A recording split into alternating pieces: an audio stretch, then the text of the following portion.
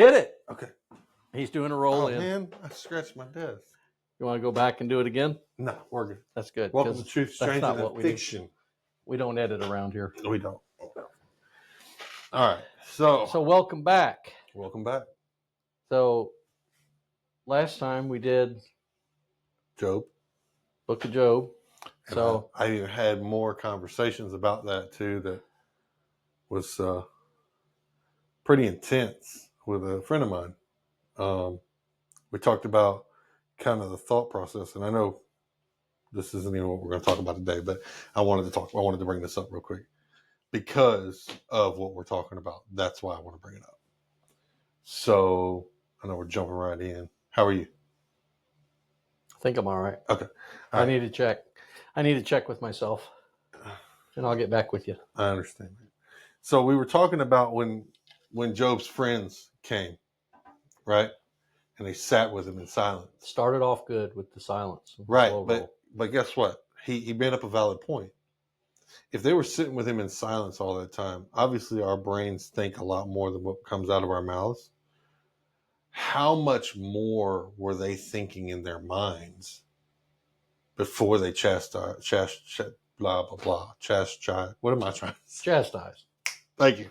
I couldn't get it out. But before they came after Job, you know what I mean? Mm-hmm. Like if you think about it, if somebody's sitting with somebody and they see all this stuff going on, they're always jumping to conclusions. You don't know what season somebody's in. You don't know what trials they're going through. Mm-hmm. But to sit with them in silence, like, I'm thinking that was probably customary back then as well. Mm-hmm. When you lose family or whatever, you do that. And obviously Job was going through a lot. Beyond. But yeah, so he made that point, and I'm like, man, that speaks volumes to me on the people around you. Think about your friends that might be coming around and just keeping quiet the whole time. Mm-hmm. And then once they open their mouths and they say stuff that ridicules or brings you down, points the finger at you and everything else, even if you think you're doing right. Yeah, that'd be even worse. And then you're thinking, okay, well, if they spoke that into existence, Mm-hmm. how bad was their thoughts? What else were they thinking? Right. So that leads us to, if they would have just had a little more wisdom, maybe they wouldn't have done. If they'd have been a little which more is where we're going wise on this. Correct. One. Yeah. So we're going to talk about the Book of Proverbs. I know we discussed that at the beginning of the week, and it seems we both have a shared interest of that. I do like Proverbs. Yeah, I do too. It's a lot of Proverbs is a lot of good one-liners. It is, but what I like about Proverbs is the Bible always tells you to have the fear of the Lord, right? Mm-hmm. To be fearful of the Lord. A lot of people don't understand what that is. And people don't understand. And the thing is Proverbs is literally telling you to fear the Lord. Mm-hmm. Literally telling you one-liners of how do you properly fear the Lord. It tells you, and it goes line by line of what it is. Yeah. And I mean, some of them are a little bit longer than others, but there are a lot of good ones in there. So for those of you that aren't familiar with the Book of Proverbs, it's King Solomon writing to his son. Yeah. And King Solomon was like the wisest man that ever lived. And here's the other thing. There will never be anybody as wise as King Solomon. But King Solomon asked for wisdom. Yes, he did. Yeah. Specifically for discernment, for counsel, for judgment, for all these things as a king. That's what he was looking for. And God granted it to him. He was the wisest of us all. I guess of us all, of anyone. So we all will have wisdom, but not as much as him. But he did spell out in Proverbs exactly, what you need to be wise. That's right. So what's your take? Do you want to start off by reading a little bit? Do you want to jump right in? I honestly just over the past week, just in my travels and whatnot, I just kind of wrote down a couple of my favorite verses out of Proverbs. That was really just, and then we can just kind of lead in and go wherever that goes. And I know you said you have some. I do. Too. I have some highlighted in my Bible. I will also say in Proverbs, he brings up wisdom as I would say a spirit. He refers to her. Wisdom is her, referred to as a thing. So, and also referred to as it was there when God created the earth. Right. Before God created the earth, Mm-hmm. she was there, right? As I would assume a spirit or something along those lines. So I definitely want to touch base on that too, because it's really important to see when you think of fear in the Lord, what wisdom is, and then seeing written down as wisdom speaking, because that's basically how he worded it. It was wisdom speaking. Mm-hmm. It wasn't himself saying. Sorry, didn't sleep much last night. Yeah. Okay. All Cut right. one, track Moving two. on. So Solomon actually prayed for wisdom. mm-hmm. So he wanted God to give him wisdom and understanding, and it was so that he could, he wanted to be able to talk about and teach, justice, judgment, and equity, and all of that thing to God's people. So that was part of why God granted him that. And honestly, I think, like you said, I think Solomon was the wisest man that ever lived, and it says that there will never be another like him. But God gives us wisdom. He does. And we've talked about that before to use too. Discernment About and everything else. About different things, and how people will go through their Bible, and they'll almost feel like, maybe the word is, they feel offended, or not offended. Offended is not the right word. They'll feel like it's blasphemous if they feel like God is speaking to them. I'm totally not wording that right. Try again. Let me try that again. Let me step back. So while you're thinking, it's like people don't think they're supposed to have wisdom. Correct. Or they're supposed to have knowledge. They think that getting into the Bible is reading it, learning it. A lot of people think you have to reflect back to the Greek and the Hebrew.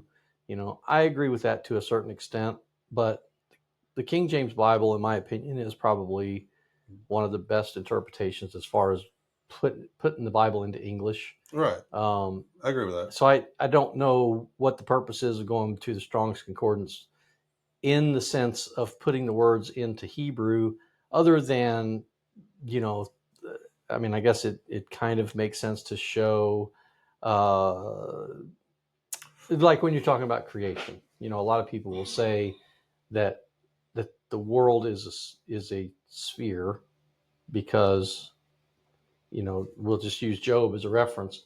When God was speaking, it talks about the circle of the earth. Right. So a circle is not a sphere. A dinner plate is a circle, and so is a basketball. Right. But a basketball is a sphere, but a dinner plate isn't. Right. So a sphere is a ball, right? So there's a Hebrew word for ball, and there's also a Hebrew word for circle. Right. A lot of people don't know that, and they're both found in Isaiah. So just learning that, is useful as far as going back to the original Hebrew, because then you can. But that ties back into what Proverbs is saying. To be a wise man, to have the fear of the Lord, which is wisdom and knowledge, this is what he wants you to know. That is how you fear him. You know him closer. Mm-hmm. You know who God is, right? You know the power of God. You know the strengths of God. You know the compassion of God. You know the love of God. Those are the also know biggest things. Rod.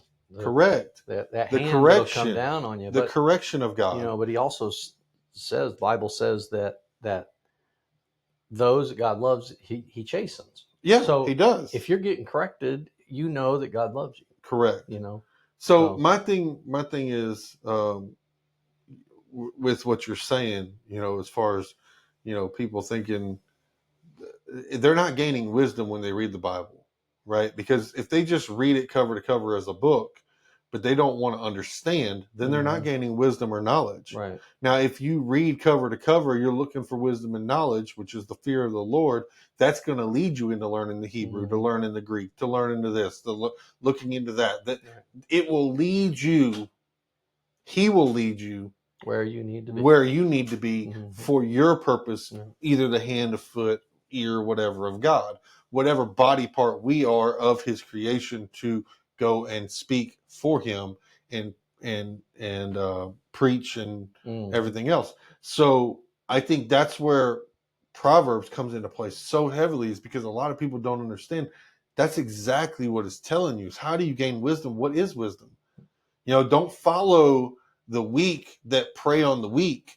Don't go after them looking for blood, but stand strong. Right? This is all things that he's saying to his son. I think one of the things that I liked about it is it's chapter 1, verse 5. A wise man will hear and increase learning, and a man of understanding will attain wise counsel. So maybe if you can't learn, you can still listen and attain it through counsel of someone wise, right? To understand a proverb and an enigma, the words of the wise and their riddles. The fear of the Lord is the beginning of knowledge, but fools despise wisdom and instruction. Is that verse 5? That is verse 5 through 7. Okay, yeah. Let me interrupt you. So one of the things, because we haven't done our disclaimer yet. Oh, yes. So one of the things that we got to get better at doing that. We do well. We just look. We're just a couple of guys. We're a father and a son. I'm Todd. This is my son Michael, and we decided to do this podcast. Some of the stuff that it's called Truth Stranger Than Fiction, because we haven't really hit on a lot of those topics yet. This is just our second one. I don't know. Job had some pretty good ones. Job did with the Leviathan, but Truth Stranger Than Fiction. There is so much information in the Bible that is where fiction is much stranger than what the truth is. But we don't want you to believe anything that we say. We want you to use this. We try to keep it make it like a casual setting, like you're sitting in the room with us. We don't edit. We don't add any dynamics. Flashy. Yeah, we don't. It's not flashy. We just don't do dynamics. But don't believe anything that we say.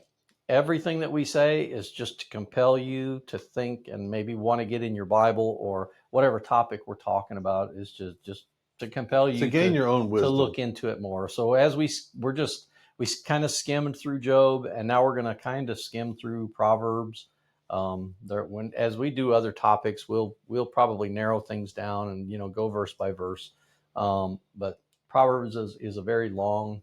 It's a long chapter of the Bible, but it is literally every verse is a one-liner, and it's just a one-liner that if you lived off of the information out of that book, your whole life would be crazy easy. It would, So it would have its challenges, but it would be so much simpler in life. Yeah. Just like, for instance.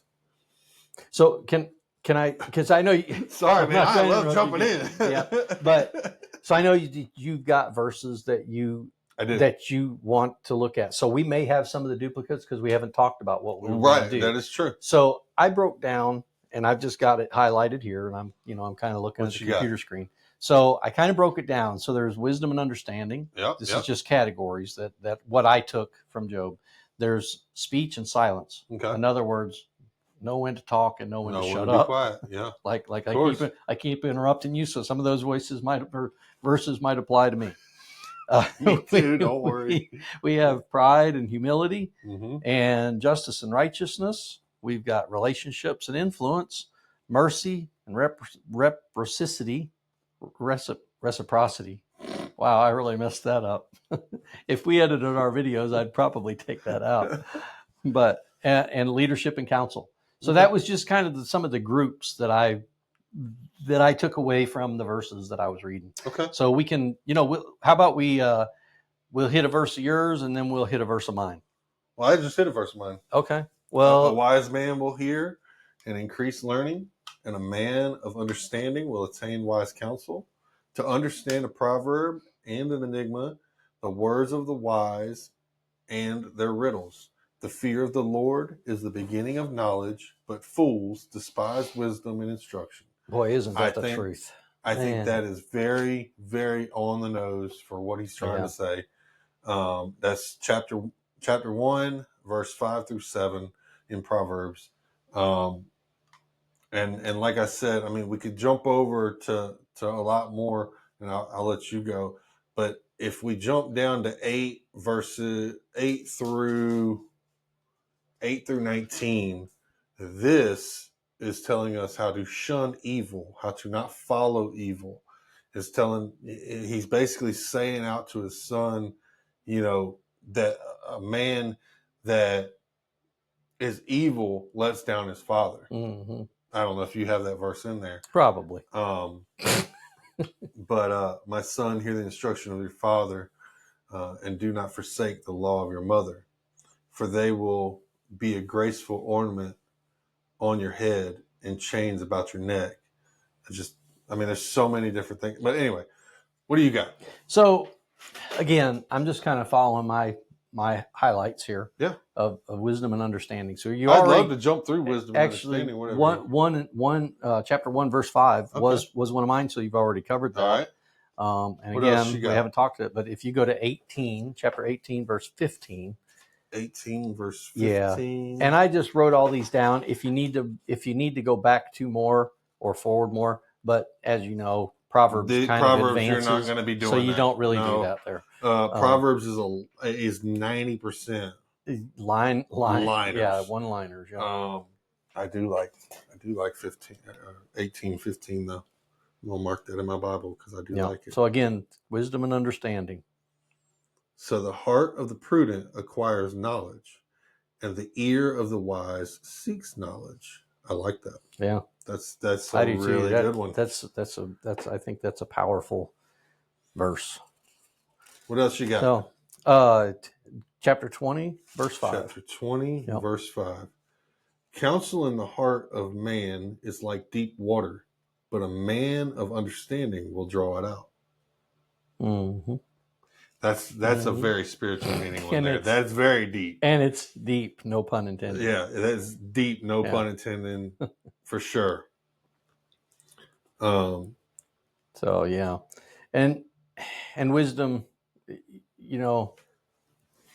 it's kind of weird because wisdom attaches itself to so many things, even all the way down to your attentiveness, your patience, which I have a hard time with sometimes, being patient with people and situations. I enjoy this part. And yeah. So it's just, I don't know. That's just kind of what I got out of those verses. So that was really what I had for wisdom and understanding. I know I've got several on wisdom because I truly, I put it like this: when I started reading in the Bible, and I kept, and then in our men's Bible study that I have, it was one of the questions that came up, and is, what is the fear of the Lord? And when that resonated with me, I really wanted to understand, because I don't, as a believer of Jesus dying for me, I don't fear God in the sense of I'm afraid. Not afraid of him. Yeah. And so it's like, well, if that's not my fear of the Lord, what is my fear of the Lord? Because if you don't believe in God, or you curse God or anything along those lines, your fear of the Lord is totally different than my fear of the Lord. Yeah, that's right. Or it should be. I really started diving into what is the fear of the Lord. And now, mind you, this is talking to I'm somebody who can't stand reading. Dude, I am horrible at reading. But, we went on vacation the other weekend, and I just sat out on the balcony and read my Bible every morning. It was amazing. It was like the words were jumping off in my face. Yeah. And it was telling me exactly what I needed to know. Yeah, it's so strange how, because I'm the same way. You get it honest. Reading is a task to me. This is true. That's why I like instructions on things that have pictures. So, but what I was going to say is, is when you start getting off the milk Mm-hmm. and you You start gotta delving have, into the yeah. meat, and especially when you find a topic, or find something that just really catches you for something, and sometimes you don't even know why it catches you, and it hits you so hard. But man, when you start reading into it and you see that the Bible talks about that, and uh, just I know we're kind of bouncing around here, and I'm not really saying what I need to say, Well, but I got what you I get the need to say. gist. I do. It makes reading easy. It does make it It easy. makes it So easy. here's my thing. Now, I knew we were going to discuss Proverbs. We discussed that from when we first talked about what our next podcast was going to be about, and I told you wisdom. And I'm sitting here, and I'm out on the balcony, and I go back to chapter 1, verse 1, and I'm rereading Proverbs, going through, and I'm praying, and I've already read all the way through it, and I'm going, I know what wisdom is, but I'm asking God, please show me what I need to know what wisdom is, right? Not what I'm learning from Proverbs as wisdom, but what is wisdom, right? And I got to chapter 2, verse 4. Oh, I know right where you're going with this one. If you seek her as silver and search for her as for hidden treasures, then you will understand the fear of the Lord and find the knowledge of God. For the Lord gives wisdom, from his mouth comes the knowledge and understanding. He stores up sound wisdoms for the upright. He is a shield to those who walk uprightly. He guards the paths of justice and preserves the way of his saints. Then you will understand righteousness and justice, equity, and every good path. When wisdom enters your heart and knowledge is pleasant to your soul, discretion will preserve you. Understanding will keep you. Yeah. Is that not Yeah, like just a slap in the face of here it is right here, bro? Like, yeah, You wanting to know? got it for you. Boom. And there it is. And the amazing thing is that when God knows that you're sincerely looking, when you're seeking, and you have your mind opens, your heart opens, God is going to bestow that information on you. And there's a lot of things that people will learn in the Bible that, and sometimes you feel odd. You do. About contradicting what somebody is being taught. You have pastors that, and there's two paths that you can go down with that, and one is that the pastors don't understand, or whoever it is that's reading the Bible will misinterpret something. And that could be us too. That could be anybody along the lines, because we all see things differently. But the question is this: when you come to that point, whether you have misread or they have misread, and the conversation comes up, would you use your wisdom and discernment to listen carefully to see what is right? Yes. Well, and see, I think that's the hardest part for and most. When you get into a discussion with a person about something that's contradictory to what they're teaching or what they believe, that's where patience applies. That's right. Because you have to hear the person out. You don't just say, "Look, you're an idiot. You have no idea what you're talking about." Right. But there are things that are very clear, and I won't name any pastors' names, but somebody that I know and love dearly enjoys listening to this particular pastor, and we were talking about it over the weekend, and basically it's 1 Corinthians 15, and and it was talking about when Christ comes back. So the whole premise of the chapter, and this is what I told them, and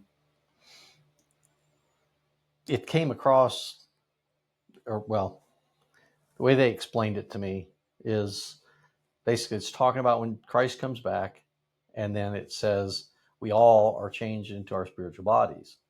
Now, the way this pastor was teaching it is is that means that the entire world is going to change into their spiritual bodies when Christ returns. So the setup when Paul is writing that, the setup of it is, you know, I tell you, brethren, and I know I'm going off of Proverbs, but I'm just saying this is where wisdom applies. So it's the setup to that chapter is he's talking to Christians, you Right. know, and he's talking about the saved that are still Talking to his alive, brethren. and he's talking about those that have Correct. gone on, that have passed on, you know, so that Mhm. their physical body is no more, but you're, you know, to be absent from the body is to be present with the Lord. So further down in that chapter, it says, hey, it uses the word mystery. So you know what that means in the Bible. Anytime it uses the word like mystery, that means it's pertaining to believers that open the book and have the wisdom and understanding to discern what it's talking about. It's only talking about Christians. Mm-hmm. You know, it's not talking about the world. So then toward the end of that chapter, you know, it talks about that the dead in Christ will rise first, and, you know, because they return with Christ. And then those of us that remain will meet him in the air, and we're, you know, and at that point we're immediately changed into our spiritual bodies. So, you Do our know, meat suits just, I don't know what, or do they just lay there? Yeah. I don't know what they do, Do they need to be like preparing see, I think, just street sweepers? because I think that, you know, and I know we're completely getting off topic here, but so I think that the people, you know, the Revelation talks about those that are here after the tribulation. A Yeah. lot of people don't believe. A lot of people think we're getting called out of here. A lot of people don't even read Revelation, You so know, but we're not. We're not getting called out of here. You know, if I don't know why they think the last book in the Bible is not important. Yeah, but apparently a lot of people don't believe in it. When the rapture, if you want to call it the rapture, I don't. mean, rapture is just a word. I call it the great calling away, just like the Bible. And that, but if a lot of people understand the word rapture, so by definition, the word rapture just means when Christ comes back for us. Yeah. So, but you have pre-trib, mid-trib, post-trib. You know, can I interrupt you there for a minute? Absolutely. I don't care which way you guys believe, pre, mid, post. I truly don't care. What I will say is, if you read this Bible and you use discernment, you will see the signs of what's coming. If you read Revelation, it will bless you. It clearly states in Revelation that you will be blessed by reading this book. Right. So if you would like to go and dive into Revelation, yes, it gets a little confusing because some of the things are literal, some of the things are allegories. Yeah. Like it's a little confusing. But if you read it, if you truly read it, and you pray before you read it, and then go back and really think about what you're talking about in your life and where things are going, regardless of what section you believe that you're going to be taken up out of here as a Christian, just know the signs of what's coming. So if you're not, you're prepared for it. And if you are, good. If you're not, you're still saved because you don't give up faith on Jesus Christ.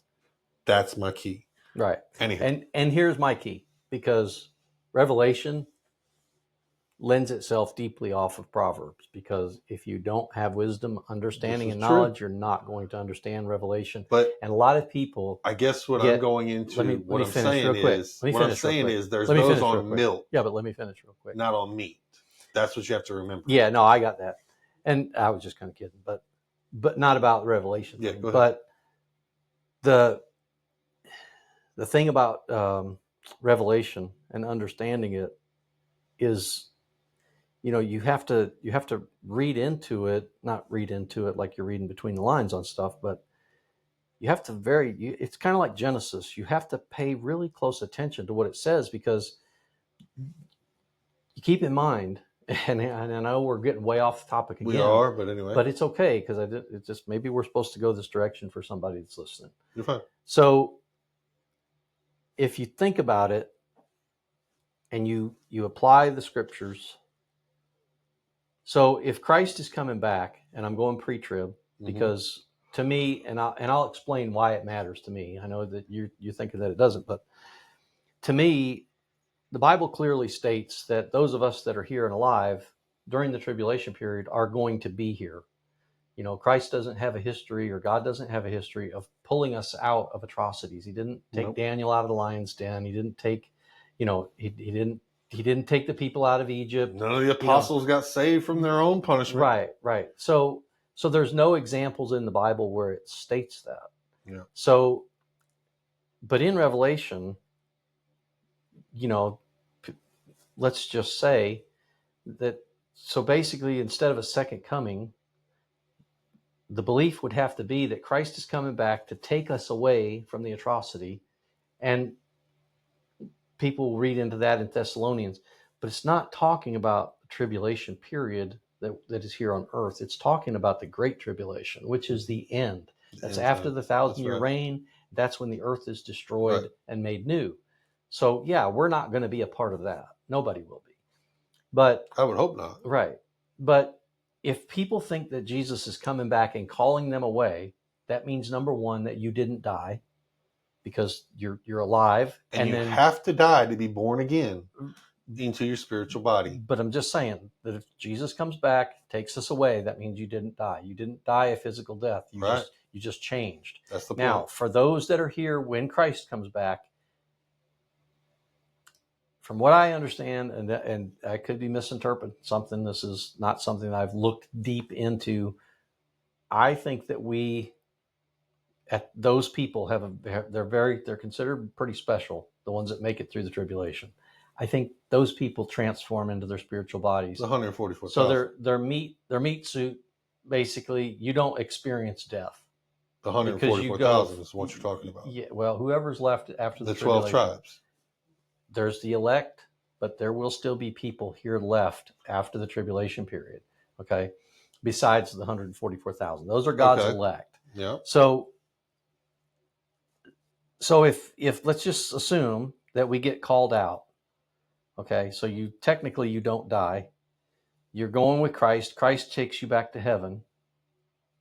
So when Christ comes back for the second coming, it only says the dead in Christ are coming back with him. So where's everybody else going to be if they think Jesus is coming to pull them out?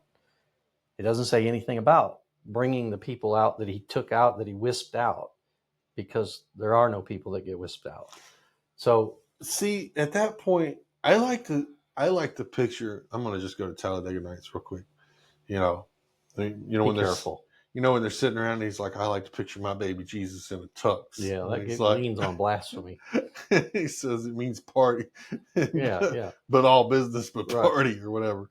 So I guess I like to see Jesus, when I hear the trumpet, I'm actually hearing helicopter blades like the end of Call of Duty, and he's coming to drop me a rope. Yeah.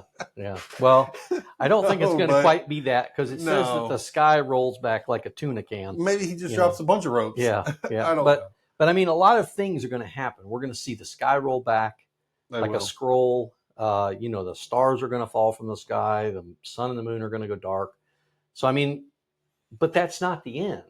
That's just Christ coming here. Because when Christ comes here... My biggest thing to remember, though, is even at that point, it clearly states in the Bible that you have to be martyred. You're going to be beheaded. You're going to be... Well, you don't have to be, but you know what I'm saying. Like, be prepared for it. So that's what I'm trying. That's why I tell everybody, and I understand where you're coming from. I do. But the reason why I say read Revelation, use wisdom and discernment, is because it will point them to what the truth is on when Jesus comes back. But if someone hasn't made it that far, or maybe their walk is new, or maybe they're just on milk, maybe it's not even milk yet. Maybe they're on formula. It might not be their time. It's not their time to know. Right.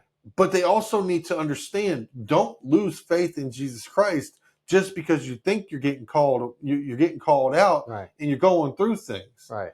Do like Job. Sit there and be faithful.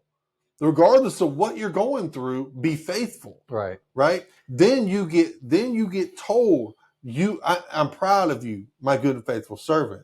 Because you were faithful through any tribulation you went through. Doesn't matter how bad it was, even if you lost your life.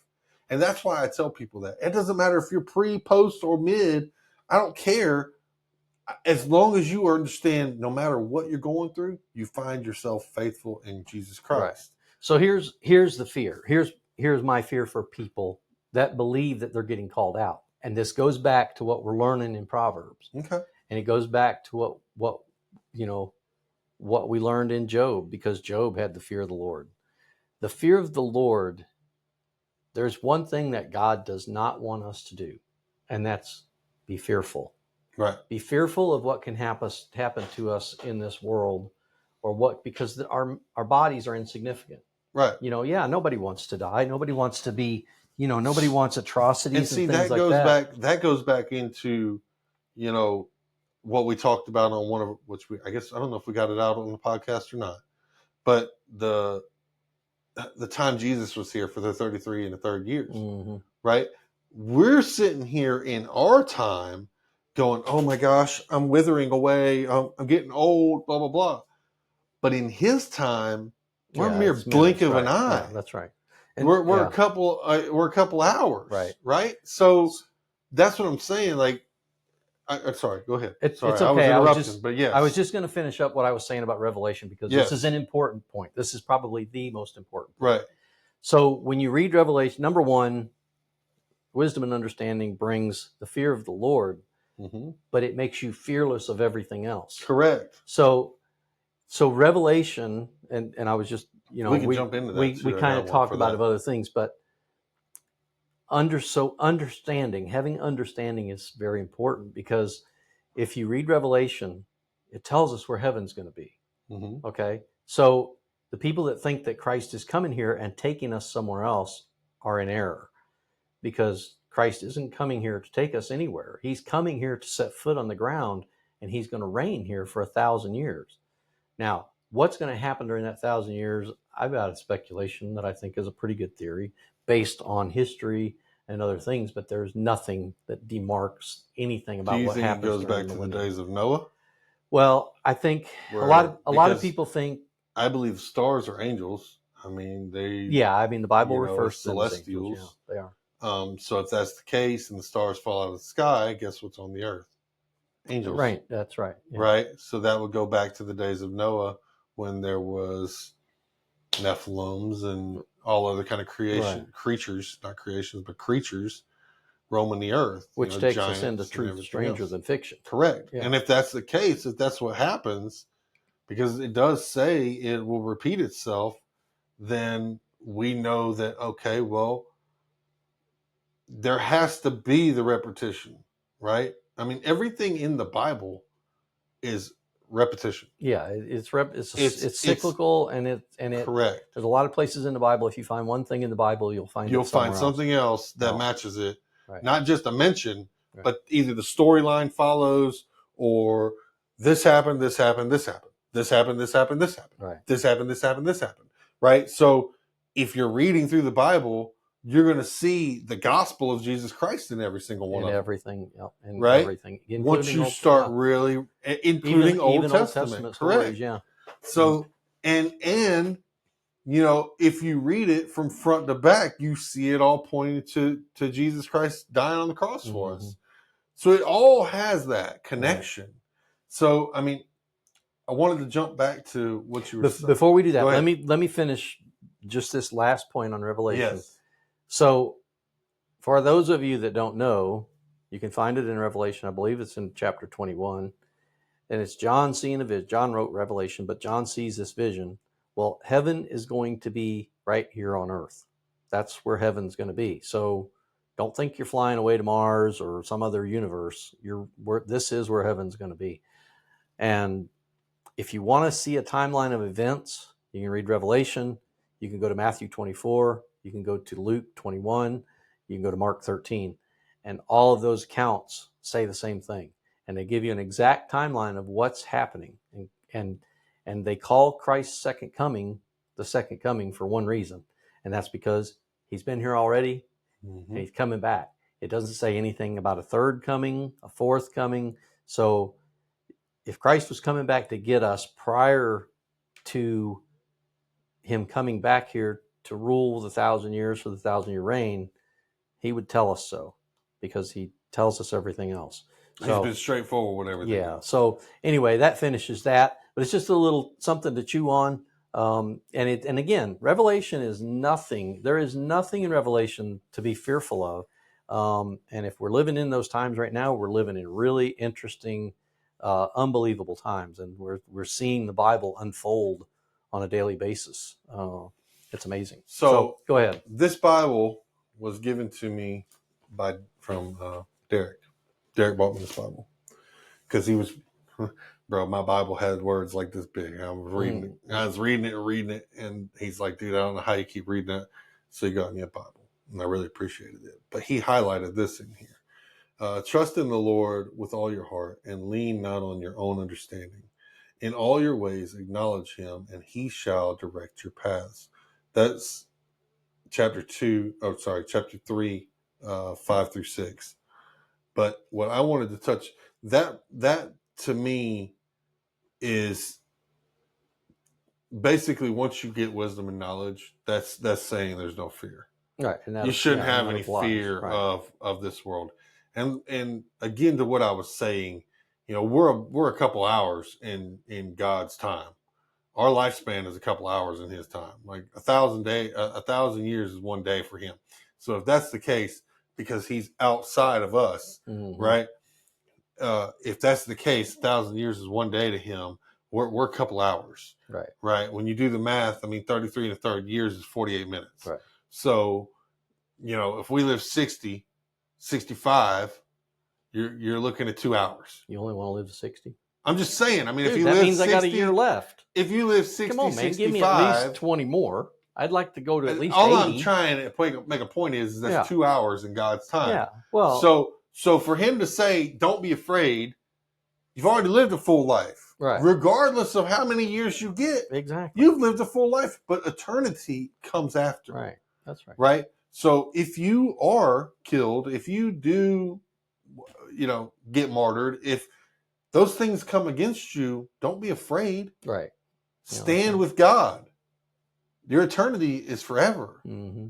So that's kind of where I'm at direction. with that. Oh yes, that's either direction. That's either direction. So if you don't have a relationship with God, please find one, because your eternity in lake of fire or in hell, which are two different places. People don't understand that. If you're somebody that's like Walt Disney, in a cryo freezer somewhere waiting for eternity, you don't have to wait. We're all created immortal beings. Correct. And we have an immortal soul that's going to live in eternity, and where you choose to live that eternity is up to you. But anyway. So I want to go back to what you were saying a while back. We were talking about it, and it was don't be afraid of the tribulations you're going through. God's going to correct you, right? And over here in Proverbs, it clearly states that chapter 3, verse 11. It says, "My son, do not." Well, this is obviously Solomon talking to his son, but he says, "My son, do not despise the chastising of the Lord, nor detest His correction. For whom the Lord loves, He corrects. Yeah, just as a father the son in whom He delights." And then I underlined this one after, and it's not on that subject, but happy is the man who finds wisdom and the man who gains understanding. I find that really comforting to know that as long as I'm finding wisdom and understanding through the Word, and even in this daily life, if you're supposed to take this and apply it to your life. So if I'm sitting here and let's just say I'm at work, right? And I've got a contractor that comes up to me and he's ticked off, or a homeowner that's upset. Well, my wisdom and knowledge of saying, okay, we can fix this, but listening to their problem first, and not just, well, I told you, but listening to them and giving them their platform, and then using the knowledge of knowing, okay, we should listen before we speak. That's why we have 2 ears, one mouth, right? So we listen to the problem, and then we can speak to address it, right? So I find that in happiness, because that is exactly what happens with 90% of the customers I ever work with, or contractors or anything. As long as I listen to them first and then give understanding and speech back to them on whatever we're talking about, they're happy and I'm happy, by the end of the day, I don't have any problems with them. I find very few people that I actually have a problem with in life because I apply what I learn Right. to my daily. And all of that brings peace within yourself that so many people don't understand. Yeah. Even how that, number one, how it works or how it feels. Right. And it's an amazing feeling to not saying that you don't, worry sometimes, but it never becomes overwhelming. Right. But anyway, so did you want to where did you want to go next? Because the next topic that I have for as far as verses out of Proverbs is they kind of land to what you were just talking about was speech and silence. Okay, let's go there. What do you have? So if you go to verse or chapter 9, verse 7, Chapter that'd 9, be the first one. verse Yeah, I 7. basically just took three or four verses kind of from each topic, and then Okay, yeah, this one does. It ties in very well. So, chapter 9, verse 7. He who corrects a scoffer gets shame for himself, and he who rebukes a wicked man only harms himself. Do not correct a scoffer lest he hate you. Rebuke a wise man, and he will love you. Give instruction to a wise man, and he will be still wiser. Teach a just man, and he will increase in learning. The fear of the Lord is the beginning of wisdom and knowledge. Of the Holy One is understanding. For by me your days will be multiplied, and years of life will be added to you. If you are wise for yourself, and if you scoff, you will bear it alone. Yeah. See, isn't that interesting? Because it even goes to the point. So in other words, if you try to talk to somebody that lacks wisdom and you're trying to teach them something and make them understand, or if you're trying to correct them, they usually take it offensively. Correct. But somebody that's wise, somebody that carries that wisdom and they carry knowledge, like you said before, maybe, there's things that I may be wrong about in the Bible. If somebody points that out to me, I don't get, or anything really, anything in my life, if I'm doing something wrong and somebody points it out, I generally don't take offense to it. I think sometimes human nature is, if you feel offended by something that maybe you didn't think about, or maybe you didn't realize, or you just get, your defense mechanism goes up. And that's human nature. But then you think about it, and it's like, well, maybe they were right. Maybe I am behaving in a way that I shouldn't, or, whatever. But you know what I'm saying. But see, I think for a wise man at that point, even if you're not so wise in the beginning, right? Say you get offended. Say it does upset you, hurt your feelings. Because we're in the flesh, that's why we think that way. But if we would step back, and even if we realize it, hey, you're right, if you would go to that person and say, hey, I'm sorry, and make up for it and understand that they were just trying to help, then they can see that what they have pointed, not out of anger or out of hatred, but out of correction, is actually what they needed to say in the first place. Yeah. Now, That's right. Someone who wasn't wise would never think that.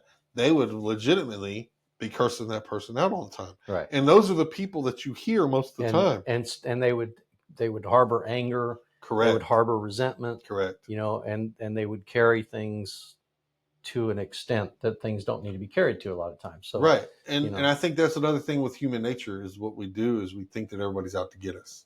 Yes. It doesn't matter. Not everybody's out to get you. People are out to help correct. And when you have wise people around trying to correct you, you should be wise enough to understand. Yeah, that's right. Right? We're supposed to listen before we speak. Yeah, that's right. And so I think that's a very powerful one. And that one actually is pretty deep if we wanted to dive in it more, because that one talks further into with God and everything else as well. You know what? Maybe I'm going to highlight that one. Okay. And then maybe what we can do is actually do a spinoff on this. Well, I am just glad that you're glad in me. Yeah, that's what I know. I mean, and I know this because of my wisdom Right. of what I've Right. learned. Right. Because in chapter 10, it says, a wise son makes a glad father. Yeah. See So the I smile? know that you've got to be proud. Yeah. But a foolish son is the grief of his mother. Yeah. I mean, I was foolish in the beginning. My mom was, you were, man, she yeah, was horrible. but I was infuriated too. I sold a perfectly good truck. Oh, Because of you. whatever. Here we go with that perfectly good truck. So, But I found that when I read that, I was like, man, that just, because that, I also look to my own kids in that, and knowing that, you know, when I watch my son, you know, when I watch my oldest legitimately wake up now and go to work and call me and ask where is he supposed to be or whatever. And it's only been a few times since we started back working together because I fired him. I couldn't take it anymore. right. But to watch him step up, it really does make me proud as a father to see his wisdom growing in what he needs to do in life. Yeah, and the way you handled I mean? that, you know, I think in the long run, I mean, because I was rough on you too, you know, Really? a little bit. I mean, you wouldn't say. Every once in a while. I can remember a snow-covered backyard. Lord, here we go. That was I can't talk about a truck, but you get to talk about a little boot on your chest. I mean, a little boot on my chest that's some blood running out of my nose. It counts for something. We can set the stage with snow on the ground and you telling me to pick up the trash. Yeah, and you saying something like, I'm tired of being your janitor. That's it. That's it. Yeah. But no, but yeah, I think you're doing a really good job with your kids. It's just Can we speak to the women that watch us? I'm so scared. I don't know what you're going to say. It's out of the Just Bible. keep in mind, this is not us saying this. If he's going to say something that we clearly in the Bible, this is right in the Word of God. So talk to him. Go ahead. Okay.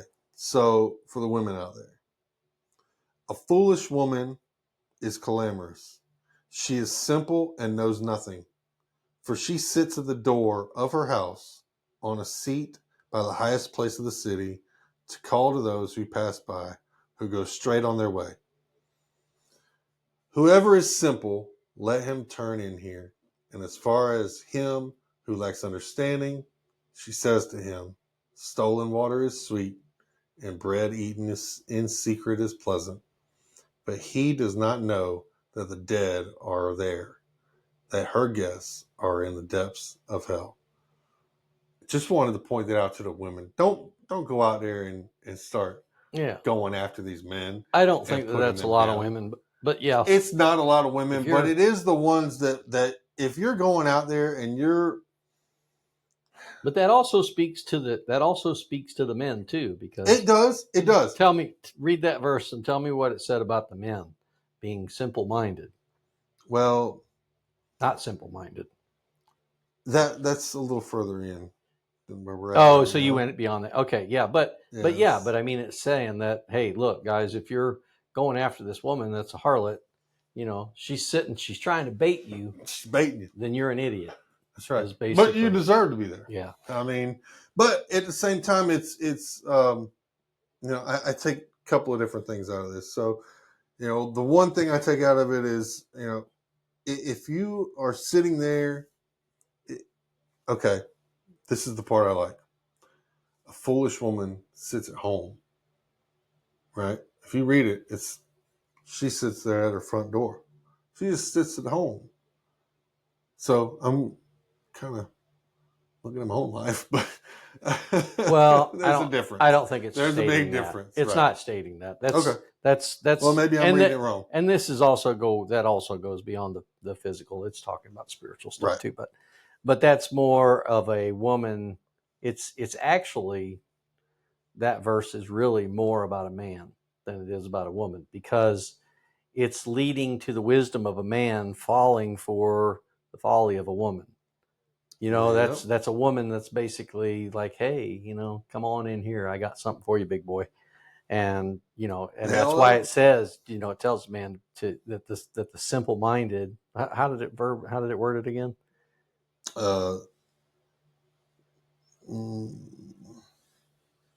It says, whoever is simple, let him turn in here. Yeah. So that's stating that a man without wisdom is going to go in there and whether it's adulterous or, whatever that relationship is, Right. that's what it's going to turn into if you're not wise when you're, so it's basically saying that somebody that's on the straight and narrow is going to see that temptation and they're going to veer off the straight and narrow. And that's how it relates to the spiritual as well. Because if you're on a straight walk with Christ and something, you see a distraction that takes you the Christ out of your focus, then it's basically the same thing. Did you have another verse you wanted to read? And just think about how many topics we've already covered just in the few verses that we've read, right? So I got one that kind of stretches back to what we were talking about on Revelation. Okay. The righteous will never be removed, but the wicked will not inhabit the earth. That's right. Yeah, I like that one a lot. So that's 10:30, by the way. Okay. Let's do 23:9. 23:9. And this is on speech and silence. The 23:9. Okay, I got you. Do not speak in the hearing of a fool, for he will despise the wisdom of your words. We just touched on that one. Yeah. Mm-hmm. Kind of reflected back on that same verse. And we jump back to same conversation. Hatred stirs up strife, but love covers all sins. Mm-hmm. So you could go around being mad at everybody if you want to. That's going to keep stirring up trouble. Now, did you say yon't to? Yon't to. Yon't to. Yeah, agreed. So what about 24/7? That'll be the last one I've got on that, and then we'll move 24/7. Let's see if this is one that I have too. Don't think it is. Come on, Bible. Help me out here. The pages are thin. Don't know why I can't get in there. There we go. 24/7. Must be a good one. Wisdom is too lofty for a fool. He does not open his mouth in the gate.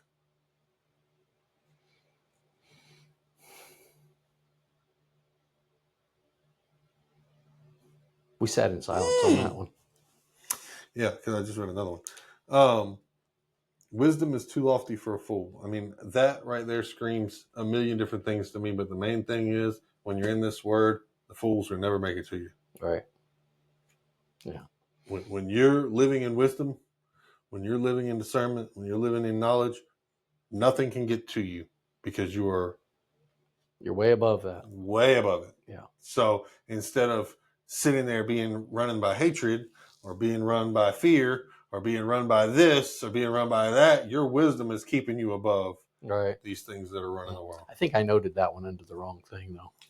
It really didn't have much to do about speech or silence, other than you're lofty above ignorance. Mm-hmm. So, a wise man is strong. Yes, a man of knowledge increases strength.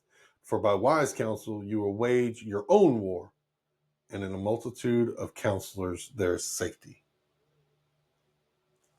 It's interesting. Like I like that one. What else you got? So let's go to, let's see, what do I have on my notes here? Let's go to chapter 16, verse 18. I believe that this was going to be. You got me bouncing all around the Bible. I know, man. I couldn't help it. I was like, I have 16, was reading and I'm bouncing around. I have 1633. Okay, let's see. No, I have 1533. Yeah. You said 1618? Yeah, 1618. That's kind of, I think that's kind of 1618 is pride goes before destruction. Pride goes before destruction, and a haughty spirit before a fall.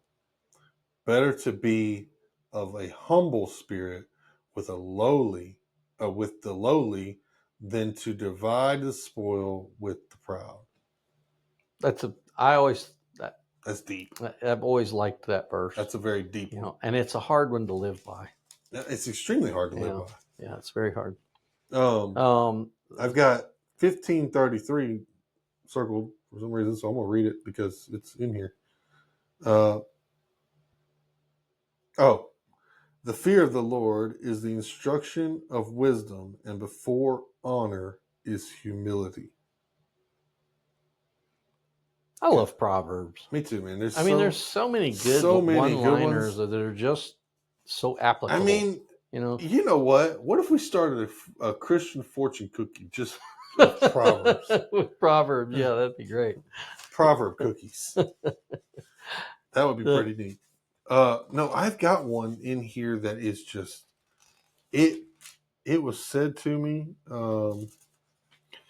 He who has knowledge spares in his words, and a man of understanding is of a calm spirit. Even a fool is counted wise when he holds his peace. When he shuts his lips, he is considered perspective.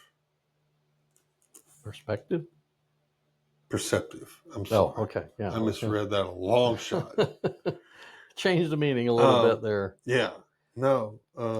So I got a question for you, not to interrupt, but we still got a long ways to go and we're already an hour in,